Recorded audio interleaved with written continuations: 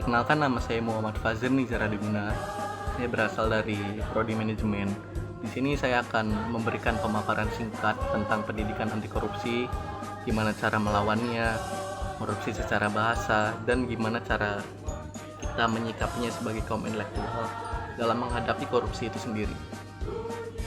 Sebelum itu, kita akan belajar mengenali korupsi itu sendiri.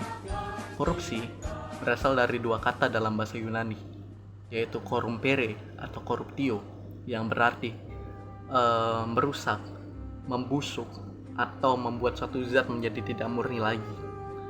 Secara etimologi, korupsi kita bisa definisikan sebagai degradasi moral dan penyalahgunaan kekuasaan demi kepentingan pribadi. Korupsi itu sendiri bukanlah hal baru. Ia setelah ada sejak manusia mengenal sistem pemerintahan dan kekuasaan.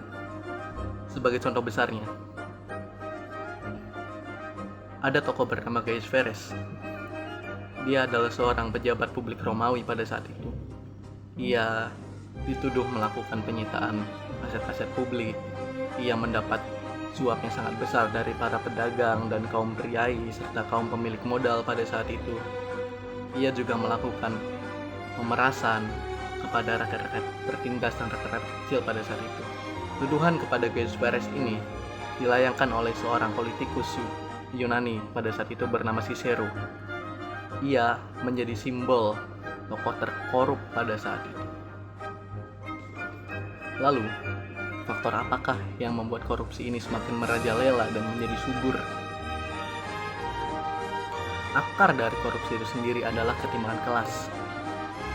Menurut Karl Marx, ketika kekayaan dan kekuasaan hanya dimiliki oleh segelintir orang atau segelintir kelas, yaitu kelas borjuis, sementara mayoritas rakyat atau kelas pekerja atau kaum proletar hidup dalam keterbatasan dan kemiskinan, itu akan menimbulkan korupsi semakin merajalela. Mengapa seperti itu? Kaum elit atau kaum borjuis merasa bahwa dia memiliki hak untuk menguasai sumber daya, baik itu sumber daya alam ataupun sumber daya manusia pada saat itu, sehingga ia akan melakukan segala hal termasuk suap, korupsi, dan kolusi untuk mempertahankan dominasi dan hegemoninya kepada kekuasaan. Sementara rakyat dan kaum proletar terpaksa untuk melakukan tindak-tindak korupsi kecil seperti suap dan membayar para stakeholder untuk bisa mengakses layanan-layanan masyarakat seperti kesehatan, pendidikan, atau izin usaha. Jadi, korupsi menjadi alat mempertahankan kekuasaan dan mengakses hak dalam sistem yang timbang tindih. Dominasi modal juga itu memperkuat maraknya dan suburnya korupsi. Saat perusahaan besar atau orang-orang kaya mengendalikan kebijakan publik melalui pendanaan kampanye, lobi-lobi elit politik, dan pengaruh pada kebijakan-kebijakan politik, itu akan menghasilkan korupsi semakin besar. Seperti regulasi dibuat hanya untuk kepentingan circle-circle mereka saja, bukan untuk keadilan sosial rakyat banyak. Seperti contoh, pengurangan pajak untuk korporasi atau perusahaan-perusahaan para elit politik, privatisasi layanan publik, dan lain-lain. Ini adalah contoh korupsi legal, seperti jual beli kebijakan, pengadaan proyek yang hanya menguntungkan segelintir pihak. Hal ini diperparah dengan kurangnya kontrol rakyat. Demokrasi kita ini hanyalah angan-angan. Demokrasi kita ini hanya di atas kertas. Sejatinya kita tidak hidup dalam lini demokrasi. Rakyat tidak memiliki akses nyata untuk mengawasi dan memengaruhi keputusan publik. Meskipun hidup dalam negara yang katanya demokrasi, tapi kita tidak memiliki hak. Kita tidak bisa menentukan regulasi untuk kebijakan publik. Untuk apa kita hidup di negara demokrasi jika seperti itu? Hal ini diperparah dengan minimnya transparansi dan partisipasi rakyat dalam menentukan kebijakan politik. Ini akan membuat ruang tertutup bagi para pemimpin kotor kekuasaan untuk melanggengkan hegemoni mereka dan melakukan tindak korupsi yang lebih besar. rakyat kita menjadi apatis, dan korupsi pun sekarang dianggap hal yang lumrah dan hal yang biasa. Tanpa kontrol dari bawah atau dari rakyat, kekuasaan akan cenderung disalahgunakan. Menurut para tokoh-tokoh kiri, korupsi bukan hanya karena moral individu yang buruk, tapi karena struktur sosial yang tidak adil, ekonomi yang dikendalikan oleh minoritas, dan demokrasi yang tidak memberikan ruang dan partisipasi rakyat secara nyata.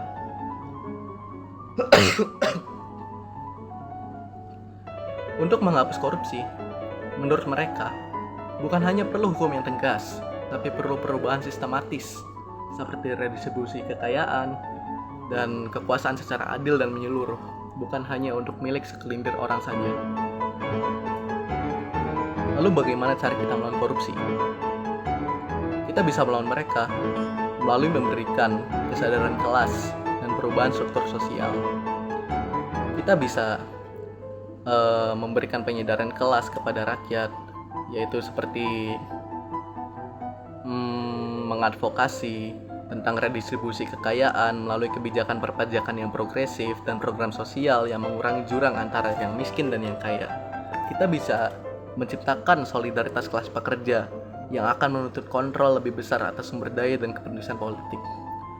Menurut Karl Marx, dalam bukunya Das Kapital, dia berkata, perubahan revolusioner hanya bisa datang dari kelas yang paling terpinggirkan, yaitu kelas proletariat, yang akan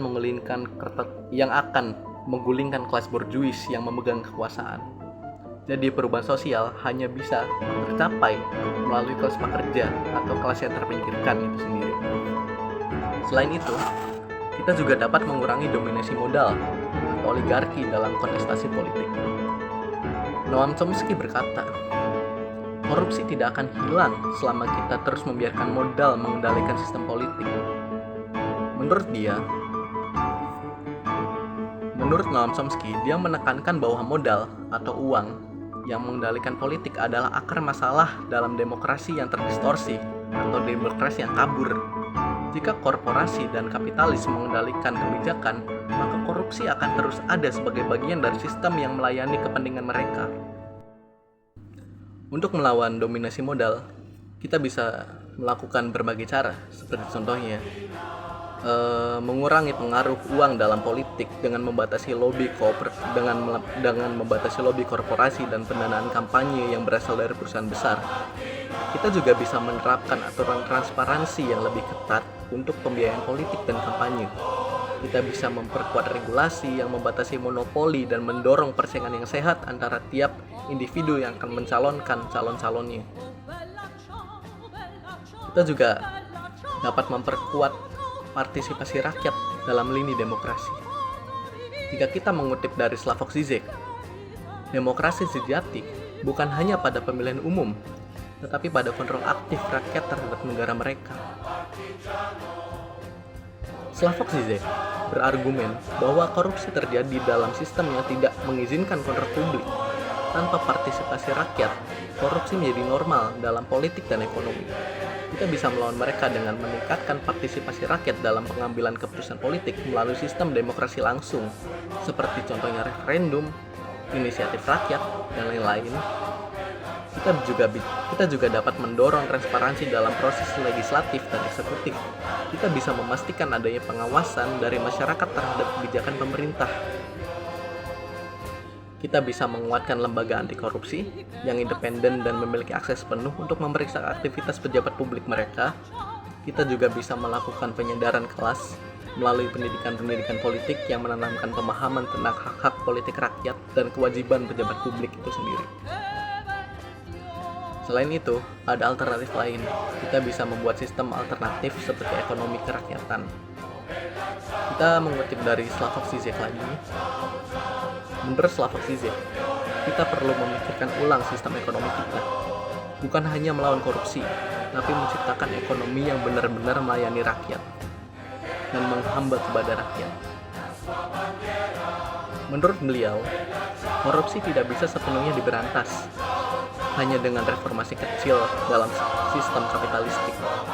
Perubahan mendalam dalam sistem ekonomi diperlukan untuk memberantas korupsi itu sendiri. kita bisa menggantikan sistem kapitalisme dengan ekonomi yang lebih adil dan berkelanjutan. Seperti contohnya, kita bisa mengembangkan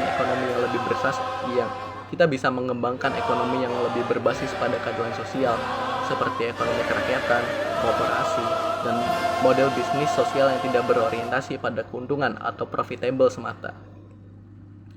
Kita bisa mendorong pengambil alihan aset strategis oleh negara atau masyarakat, misalnya sektor energi, pendidikan, dan kesehatan, supaya sektor-sektor yang krusial itu tidak diambil alih atau tidak dikuasai oleh perusahaan-perusahaan besar yang rentan terhadap korupsi.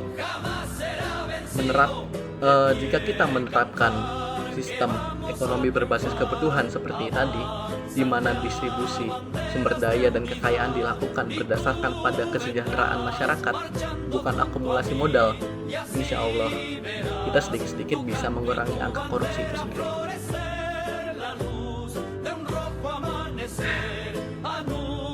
Lalu dari berbagai macam contoh dari para tokoh ideologi yang rada radikal yang saya paparkan tadi, adapun contoh kecil dalam diri individu untuk melawan korupsi, kita bisa contohnya ya sebagai kaum intelektual, kita bisa meningkatkan kesadaran dan pendidikan kepada publik.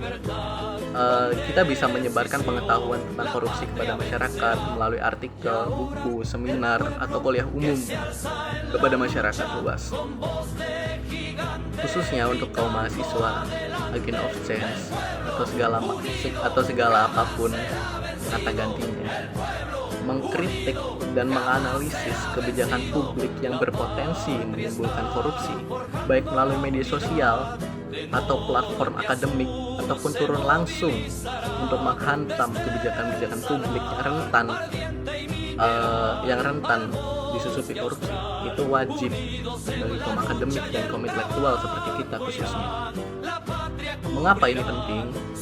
Kaum intelektual memiliki akses dan kapasitas untuk memengaruhi pemikiran banyak orang. Dengan memberikan pendidikan yang benar tentang bahaya akibat korupsi, mereka dapat membentuk opini publik yang lebih kritis dan mendorong perubahan sosial di masyarakat.